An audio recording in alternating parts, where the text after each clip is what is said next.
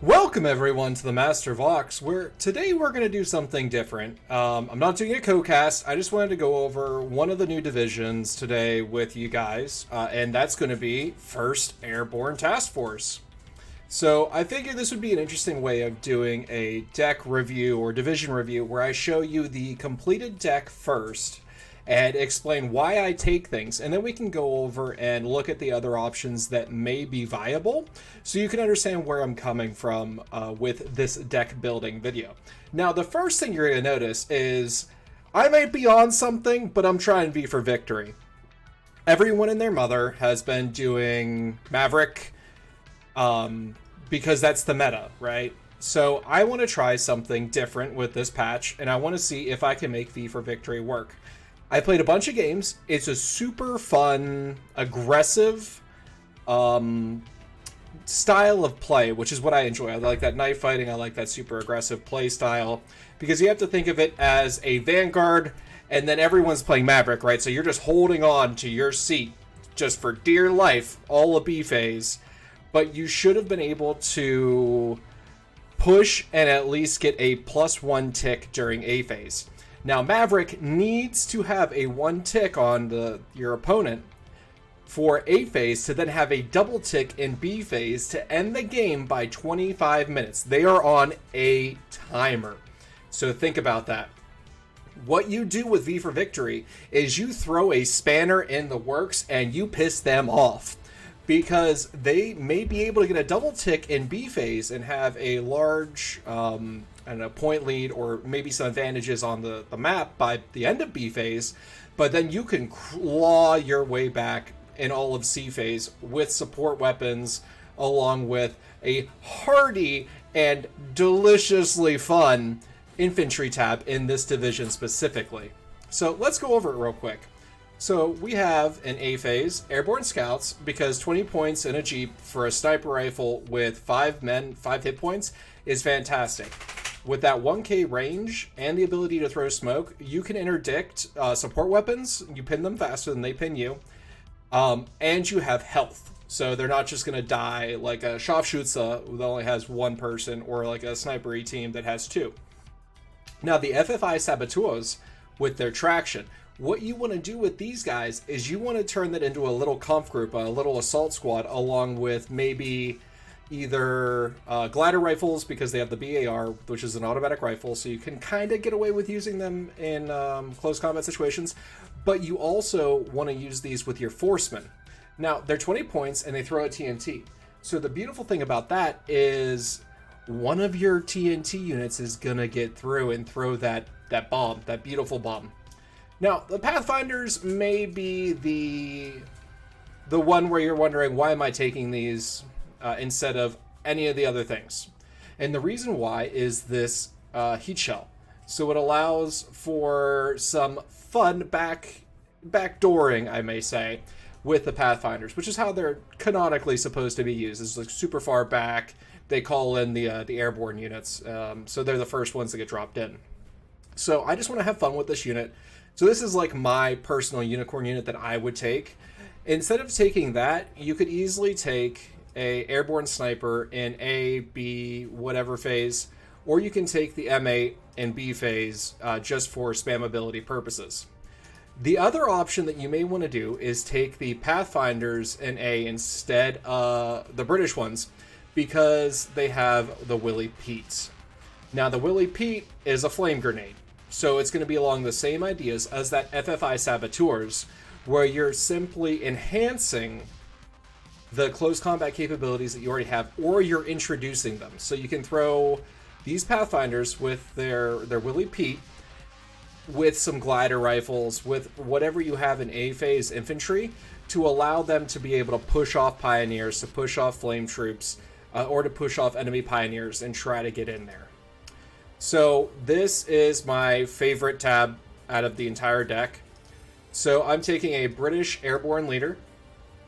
With that, we have an A phase airborne rifles, glider rifles. So both of these were going to be good. The airborne rifles will be more useful past 100 meters to 500, simply because they have the LMG and the M1 Garand. So these are going to be your city fighters where they're shooting through little crevices and they're killing off the light armor that gets too close. Your glider rifles will be in the same position, but you could also use them in forest or light forested areas due to the BAR being an automatic rifle. Your Forcemen, my one card that I have of them, is going to be your basic Pioneer that everyone knows and loves. Now, the good thing about these guys as a Pioneer is you have 6 and A single vet, which is fantastic. Most Pioneers are 5 unvet, if you think about that. You are paying a premium of 30 points, but you also get every single one of these being able to be used within 100 meters. Now, you could use these in conjunction with one of those recon squads that we talked about with the FFI Saboteurs or the British Pathfinders to enhance their close combat capability even better. Now, this is V for Victory. I took the Airborne Assault Group in B phase. I wanted that availability, and I wanted to have the Willie Pete in B phase. So it's kind of like, think of a Tanko Desekniki in B phase here. The Thompsons, it's 45, it's God's Caliber. And it's got the BAR and the semi-automatic along with the flame thing. I have a single card of airborne rifles in B phase because I don't think I'm going to be calling out as much as you would imagine infantry-wise, because you're going to have reserves of these guys, but also in this division, in B phase is where a lot of your stuff unlocks that you're going to want to have brought out in A phase, such as M10 tank destroyers, Shermans, all that fun stuff we're going to go over later. I have some FFI Makusas.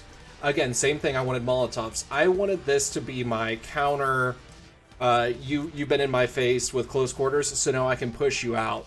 Because the FFI Makusas, the Airborne Assault Group, and those recon units that still, if you still have any, will be able to push out in most close combat situations. Now, C phase, I just went hog wild with airborne rifles. I was airborne, so I wanted to put American Airborne as much as possible in here.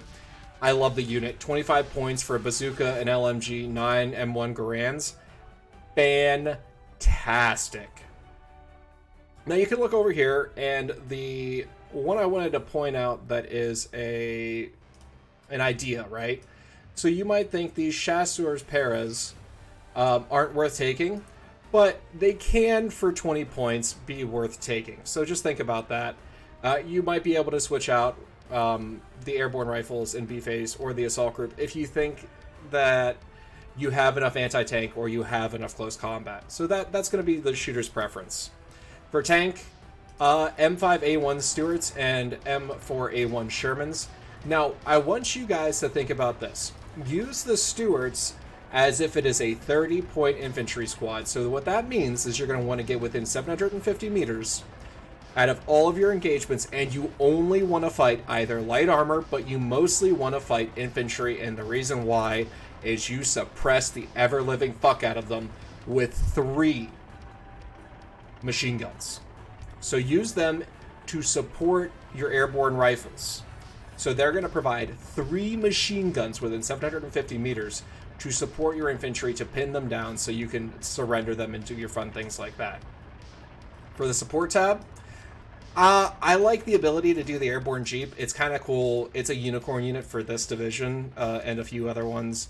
But I like the idea of being able to call out 20 points. And the big reason why I have those in B phase instead of just A, or I don't have the GMC 40-point supply, when I'm doing V for Victory, I have 90 points in B phase. So that allows me to call out a Jeep supply when my artillery, which we're going to go over later, is running dry. The other things you want to look at is an airborne HMG. I one-vet all of my HMGs, and if you've seen my Task Force 45 videos, I have 2 cards of 2-vet.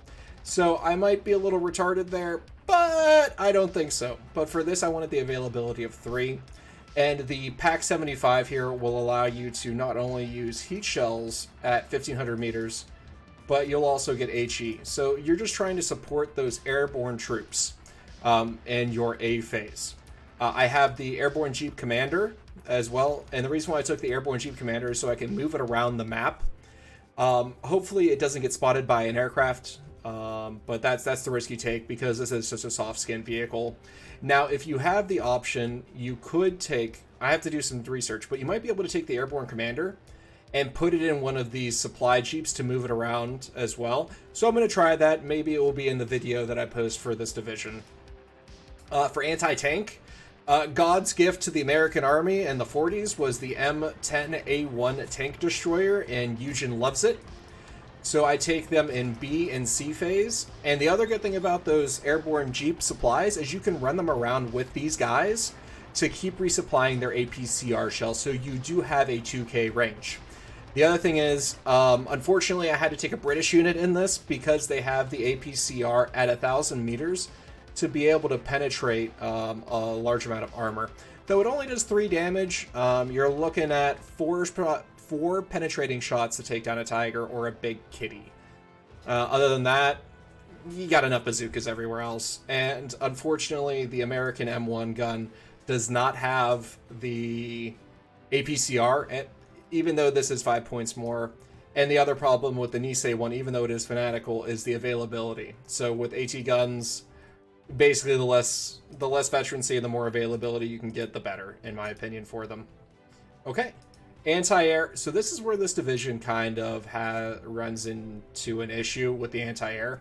So I'm just taking 2 Bofors, one in B and one in C. I'm playing for that long game because this is pointless. Don't even waste the activation points on it. And everything else only comes in B phase to represent that airborne community and that fun stuff going on. So for the artillery, what I have here is a ton of 107s because they're radio and they have fast rate of fire and they do the Lord's work. With that, I have the Howitzer 75 so I can reach out and touch people during the game, along with the fact if you put these guys on defensive fire, they will be able to, because most of your leaders have radio, offer direct support just like the 107s, but they can reach out and touch support equipment a little bit better than the 107s. 107s, try them, you'll love them. I swear, they're huge, they're the best things ever. Not really, but they're still fun. So where this division I think really shines a lot is in its air tab. Now, you have to think you're playing V for Victory, so in A phase, you get 135. If you see a heavy cat, you have to save 5 points from that tick to then be able to purchase a bow fighter right away. And I highly recommend it. They do amazing against tanks. And with the PaK 75s being able to suppress anti-aircraft equipment. Also, most people don't bring out anti-aircraft until they see the first plane because of the investment, so there's that. The other thing you have to think about is how are you going to run your A phase anti-air? So you can take the Seafire, the P-51, or the Hellcat. So for this, I went with the Seafire because I want those Hispanos, along with the 4 machine guns. Might not be the best idea or the best option. The other one I would pick would be the P-51, just because of it's 5 points less, and it's still got a ton of 50 cals. Other than that, in A phase, I do have a P-51 with 2 227 kilogram HE bombs, so 500 pounders basically, to be able to hit support equipment to help support the infantry. Everything in this division, in this deck, is meant to support the airborne infantry. And then other than that, again, for support equipment, I have a bow fighter with HE rockets and a bow fighter with anti-tank rockets. Also, try to keep these F5As alive as long as possible, because you'll need them from A phase into C phase to be able to direct these strikes so the rockets actually go off. So real quick, some honorable mentions you could have.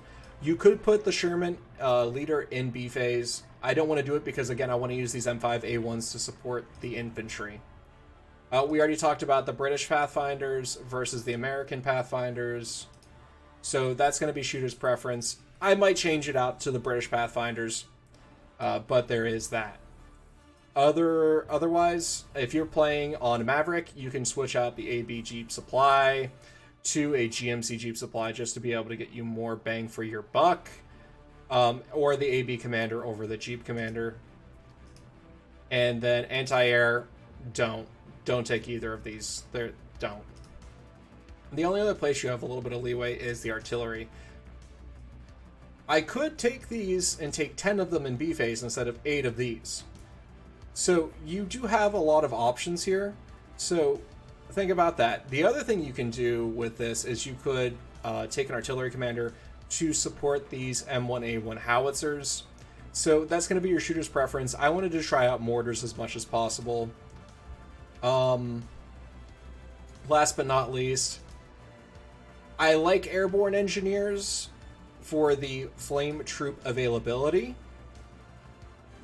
but the airborne assault group having the Willie Pete, I think, has a better availability in B phase and a better utility, simply because of the bar, the Willie Pete, and then the 5 Thompsons on top of that. So, the other thing is, your only 2K is going to be this M4105. I will post the deck code below with this, and I would love to hear from you guys. I would like to challenge you to, instead of playing Maverick like everyone's been playing for the past 3 years, to give a V for Victory a try, and then let me know how you thought about it in the comments. So, until the next video, I will see you guys later. Bye.